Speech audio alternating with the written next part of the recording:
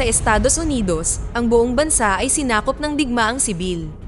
Ang Texas at California ay humiwalay at bumuo ng WFO Western Forces Militia, habang ang Florida ay lumikha ng sariling alyansa.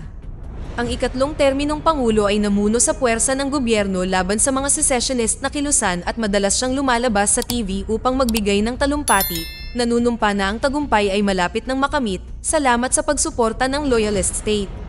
Gayunpaman, walang naniniwala sa kanya at ilang oras na lang bago marating ng WF ang Washington, D.C. Pinanunood ng photographer ng digmaan na si Lee ang talumpati mula sa kanyang silid sa hotel sa New York at kinunan pa niya ng litrato ang TV. Pagkatapos ay napansin niya ang kasalukuyang nagaganap na pambobomba sa gitna ng lungsod. Kinabukasan, si Lee at ang kanyang kasamahang mamamahayag na si Joel ay nagtungo sa bayan upang iulat ang nagaganap na protesta kung saan ang mga desperadong tao ay nanghihingi ng tubig. Binigyan siya ng reflective vests bago nakisalamuha si Lee sa karamihan para kumuha ng ilang litrato. Di nagtagal ay naging marahas ang mga bagay habang sinisikap ng mga pulis na itulak ang mga tao pabalik, ngunit gumanti lamang ang mga tao. Hindi man lang natakot si Lee at patuloy na kumukuha ng mga larawan, ngunit ang isang batang photographer na nagngangalang Jesse ay natamaan sa kaguluhan. Agad na kinaladkad ni Lee si Jesse patungo sa kaligtasan at nalaman niya na ang babae ay isang tagahanga.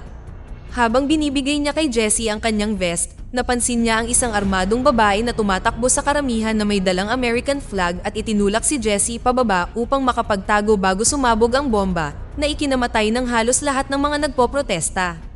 Sa loob ng ilang minuto ay tila walang naririnig si Jesse at kinailangan niyang harapin ang matinding pagkabigla, gayunpaman, mabilis na lumabas si Lee upang kunan ng litrato ang lahat ng mga katawan. Pinilit din ni Jesse ang sarili na kumuha ng larawan, ayaw makita ang sarili na napag-iiwanan. Maya-maya sa isang hotel kung saan tumutuloy ang lahat ng mga mamamahayag, tinalakay ni Lee at Joel ang mga opsyon sa kanilang mentor na si Sammy, habang sinusubukan ni Lee na i-upload ang mga larawan kahit gaano pa kabagal ang wifi. May mga usap-usapan tungkol sa malaking pag-atake na magaganap sa ika-4 ng Hulyo upang gawin itong makabuluhang kasaysayan, ngunit hindi sila sigurado kung paniniwalaan ito. Sa sandaling iyon ay nawalan ng kuryente, na madalas mangyari mula noong nagsimula ang digmaan at iyon ang dahilan kung bakit may nakahandang generator ang hotel. Pagkatapos ng ilang panghihikayat, nalaman ni Sammy na dadaan ang dalawa sa lugar ng digmaan para makarating sa DC, ngunit hindi para iulat ang frontline. Gusto nila ng huling panayam sa Pangulo, na hindi nagbigay ng anumang panayam sa loob ng 14 na buwan. Sa katunayan, binabaril ang mga mamamahayag kapag lumalapit sila sa White House. Sa tingin ni Sammy ay isang kabaliwan ng kanilang plano at alam din niya kung ano ang pinakamagandang ruta para marating ang DC, kaya ipinagpalagay ni Lee na gusto rin niyang marating ang DC. Gayunpaman, gustong pumunta ni Sammy sa frontliner sa Charlottesville, Virginia, at kailangan niya ng masasakyan. Noong una, nag-aalala sina Lee at Joel dahil matanda na si Sammy para tumakbo, ngunit sa huli, pumayag si Lee na isama siya. Pagkatapos, sinubukan ni Lee na pumunta sa kanyang silid sa ika-10 palapag at ipinaalala sa kanya ng receptionist na ang kuryente ay laging nawawala, kaya ang paggamit ng elevator ay maaaring maging mapanganib. Sa sandaling iyon ay nilapitan siya ni Jesse na dumating upang pasalamatan siya at ibalik ang vest. Sinabi sa kanya ni Lee na itago ito at kumuha ng helmet kung sakali. Ipinaliwanag ni Jesse na siya ay isang regular na photographer sa ngayon at sinusubukan niyang iulat ang digmaan, kaya naman si Lee ang kanyang bayani.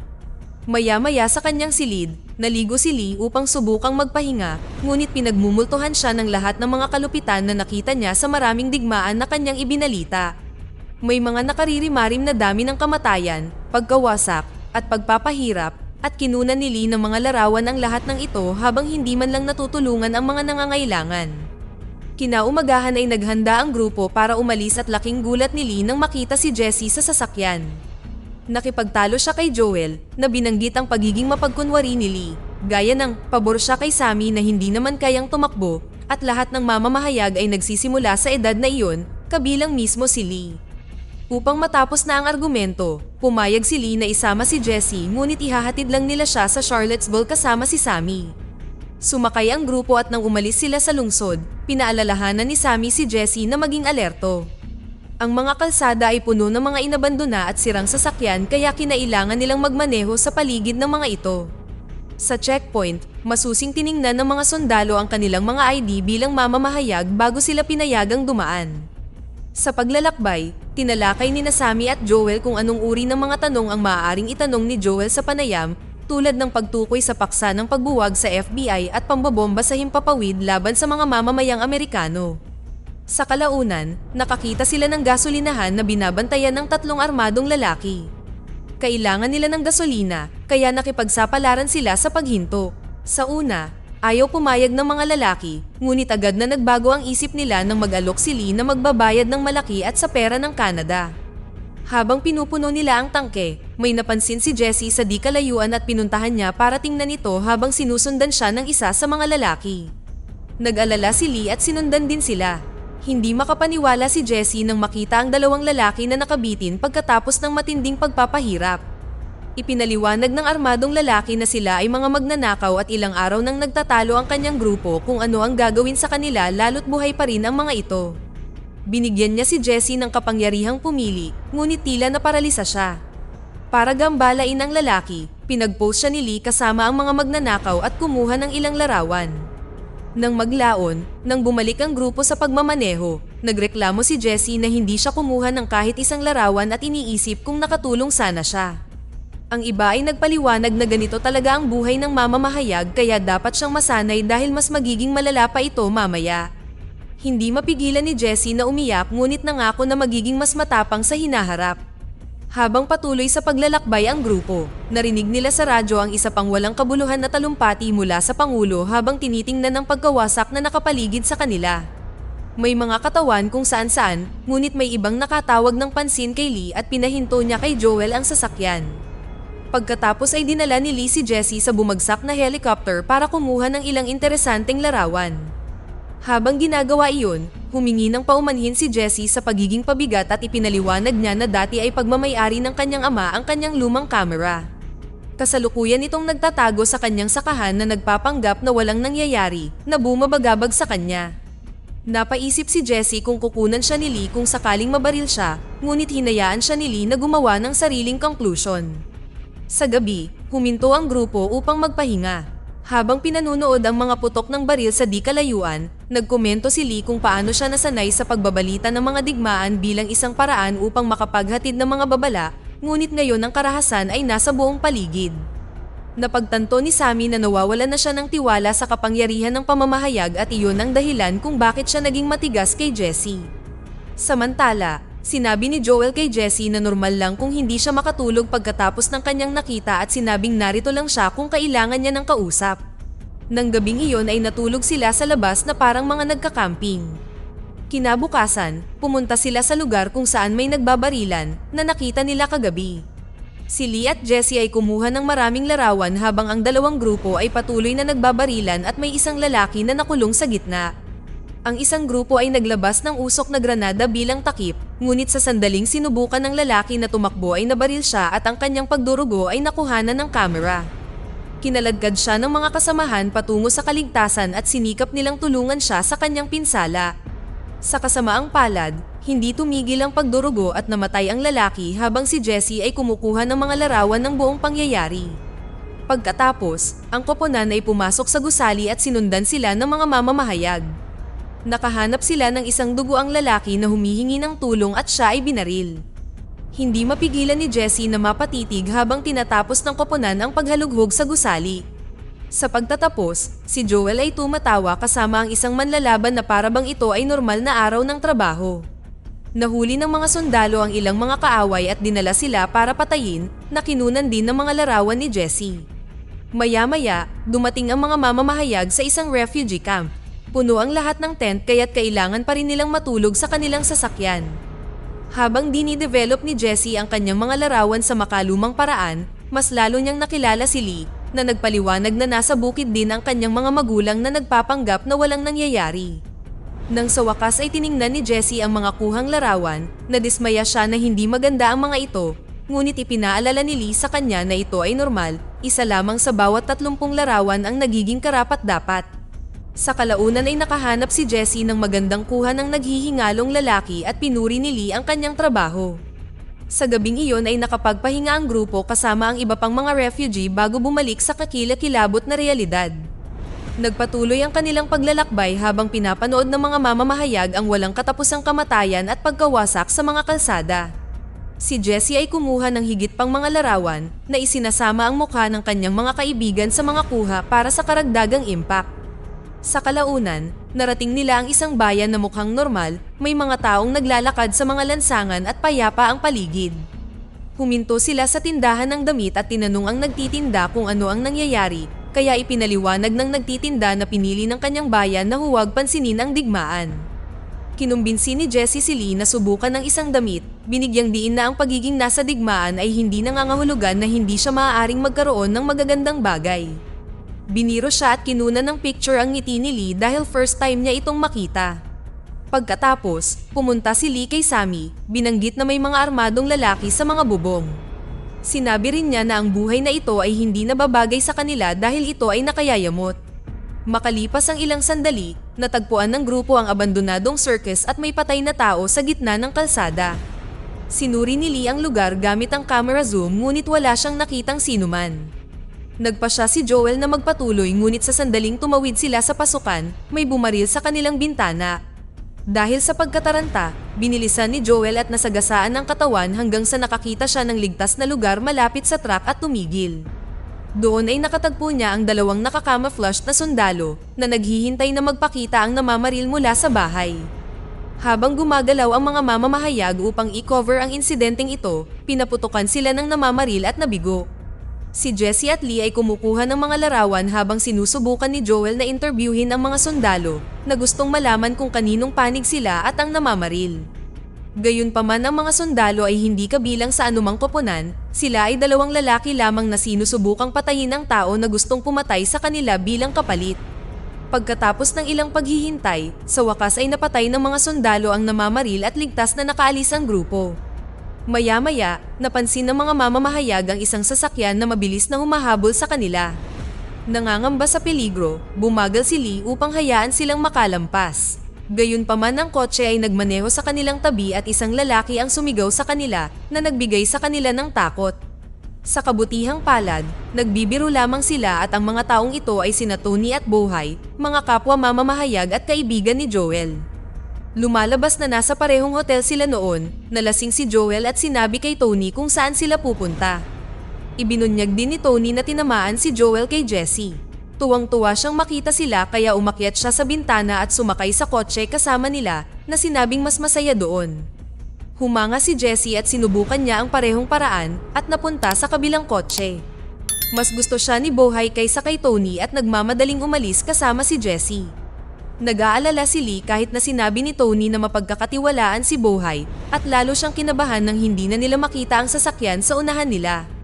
Biglang may dumaan na sasakyang militar at kinailangang umalis si Lee sa kalsada upang maiwasan ang pagbangga.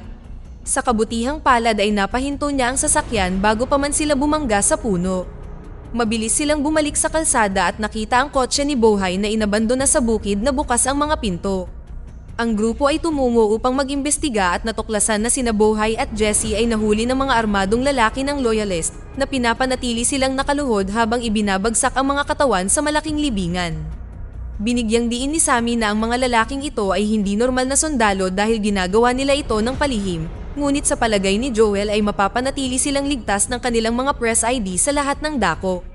Nilapitan ni Lee, Joel, at Tony ang mga armadong lalaki at ipinaliwanag na sina Bohay at Jessie ay bahagi ng kanilang grupo na mamamahayag at nanumpa na pupunta lang sila sa Charlottesville upang iulat ang isang kwento tungkol sa muling pagbubukas ng unibersidad. Walang pag-aalinlangan, binaril ng armadong lalaki si Bohay, iniwan si Jessie sa gulat at napaiyak si Tony. Tinanong sila ng armadong lalaki kung saan sila nagmula, kaya binanggit ni Lee, Joel, at Jessie ang kanilang bayan. Gayunpaman, nang ipaliwanag ni Tony na siya ay mula sa Hong Kong, siya ay binaril din. Habang nagpapanik ang lahat, nagpakita si Sammy sakay ng kotse at binangga ang mga sundalo, dahilan para mahulog sila sa libingan. Aksidenteng nahulog din si Jessie at kinailangan niyang umakyat sa napakalaking tumpok ng mga katawan para makaalis. Tinulungan siya ni Joel at ang grupo ay bumalik sa kotse upang magmaneho, hindi pinansin ang natitirang armadong lalaki na sumusubok na barilin sila habang sila ay tumatakas. Sa kalsada, nag-breakdown sina Jessie at Joel at nagsuka pa si Jessie. Halos hindi pa sila nakakabiyahe ng 1 o 2 milya bago ipinahayag ni Sammy na hindi na siya maaaring magmaneho at natuklasan ng grupo na nabaril siya. Inilipat nila siya sa likurang upuan at si Joel ang pumalit sa manibela na nagmaneho ng mabilis hanggat maaari sa isang nasusunog na kagubatan. Sa kalaunan, narating nila ang military base ng WF sa Charlottesville kung saan mayroon silang bandila na may 2 bituin lamang. Sa kasamaang palad, huli na, patay na si Sammy. Habang sumisigaw si Joel sa hangin, kinuha ng mga sundalo ang katawan ni Sammy sa isang kahon. Tinitigan ni Lee ang larawang kinunan niya ng namatay na kaibigan, ngunit binura niya ito. Ilang sandali pa, nalaman nila mula sa mga kaibigang mamamahayag na karamihan sa mga loyalist ay sumuko na, kaya ang DC ay hindi protektado maliban sa ilang natitirang mga sundalo. Nalalapit na ang kamatayan ng Pangulo, ibig sabihin ay hindi maaaring makakuha ng panayam ang grupo. Si Joel ay labis na naiinis dahil ang ibig sabihin ay namatay si Sammy para sa wala. Sina Lee at Jesse ay naglaan ng ilang sandali upang magdalamhati ng magkasama at inamin ni Jesse na nitong mga nakaraang araw ay nakaramdam siya ng matinding takot sa buong buhay niya, ngunit ngayon niya naramdaman ang totoong buhay. Nang maglaon habang hinuhugasan ni Lee ang dugo ni Sammy sa kotse, sumang-ayon ang tatlo na umalis kasama ang WF upang iulat ang kanilang pag-atake sa White House. Karamihan sa mga loyalist ay maaaring sumuko na, ngunit may mga natitira pa rin na sapat na upang mapanatili ang laban sa mga lansangan. Habang inaatake ng WF ang Lincoln Memorial, sinusundan ng mga mamamahayag ang mga sundalo sa lugar. Si Jesse ay kumuha ng maraming interesanteng larawan, ngunit naparalisa si Lee nang siya ay tamaan ng kanyang PTSD. Natauhan siya kay Joel nang linisin ng tangke at ng helicopter ang daan sa mga lansangan na nagpahintulot sa kanila na magpatuloy sa paggalaw. Ang mga sundalo ay pumunta sa iba't ibang bubong upang magtatag ng linya ng depensa at ang mga mamamahayag ay nagtago sa likod ng armored car upang sundan ang kwento. Biglang sumabog ang armored car kaya kinailangang tumakbo ang grupo para magtago. Mas mabagal si Jesse dahil tuloy-tuloy ang pagkuha niya ng litrato, lalo na ang isang lalaking nagliliyab. Nakakuha din siya ng ilang magagandang kuha ng tangke na sa wakas ay winasak ang pader na nakapalibot sa White House. Nahihirapan pa rin si Lee at umiiyak na, kaya kinailangang tulungan siya ni Joel na magpatuloy. Sa malapit, nire-record ng isa pang mamamahayag at ng kanyang cameraman ang buong kaganapan. Sa sandaling iyon napansin nila ang ilang mga ahente ng Secret Service na inilabas ang Pangulo sa White House at isinakay siya sa kotse. 3 sasakyan ang umalis sa lugar at sa sandaling bumangga sila sa lansangan, pinalibutan sila ng mga sundalo upang barilin ang bawat tao sa loob. Si Jesse ay kumuha ng higit pang mga larawan, gayunpaman nahulaan ni Lee na ito ay isang bitag at inakay ang kanyang mga kaibigan sa White House upang hanapin ang totoong Pangulo. Napansin ito ng ilang sundalo at sinundan sila. Sa loob ng White House, nakita nila ang ilang mga katawan at marami pang iba. Hindi nagtagal ay dumating ang mga sundalo at nagsimula ng masusing paghahanap at kalaunan ay nakita nila ang isang ahente sa conference room. Si Lee na mas alerto ay nakakuha ng mga larawan kasama si Jesse habang ipinaliwanag ng ahente na gusto niyang makipagnegosasyon para sa pagsuko ng Pangulo at humihiling na dalhin siya sa bansang walang kinikilingan. Gayunpaman, binaril lang siya ng mga sundalo at patuloy na naghanap sa White House. Mas maraming secret agent ang namamaril sa mga pasilyo at ginawa ng mga mamamahayag ang kanilang makakaya upang patuloy na kumuha ng mga larawan ng bawat kamatayan. Tumakbo sila sa maraming silid, binaril ang isang loyalist ng walang awa. Nang makarating sila sa isang lugar sa likod, nakipagsapalaran si Jesse sa pamamagitan ng pagtayo sa gitna ng hallway para kumuha ng litrato at tumalon si Lee sa harapan niya dahil magpapaputok na ang kalaban. Bumagsak si Jesse sa lupa at hindi nagatubiling kinunan ng litrato si Lee na binaril hanggang mamatay sa mismong harapan niya. Pagkatapos, naiwan si Jesse sa estado ng pagkabigla sa loob ng ilang segundo hanggang sa hilingin ni Joel na sumama sa opisina ng Oval. Pinalibutan ng mga sundalo ang presidente ngunit bago sila makabaril, hiniling ni Joel na maghintay dahil kailangan niya ng pahayag. Sinabi ng Pangulo na, huwag mong hayaang patayin nila ako, at nagpasya si Joel na pwede na iyon. Ngayon, sa wakas ay binaril ng mga sundalo ang Pangulo at nanalo sa digmaan. Ang huling larawan ni Jesse ay ang mga sundalo na nagpose sa tabi ng katawan na parang nakahuli ng malaking isda. Dito na nagtatapos ang kwento. Sana ay nagustuhan nyo. Mag-subscribe na kung hindi ka pa nakasubscribe, pindutin na rin ang notification bell at like button upang matulungan ang channel, and leave a comment down below And as always, thank you for watching.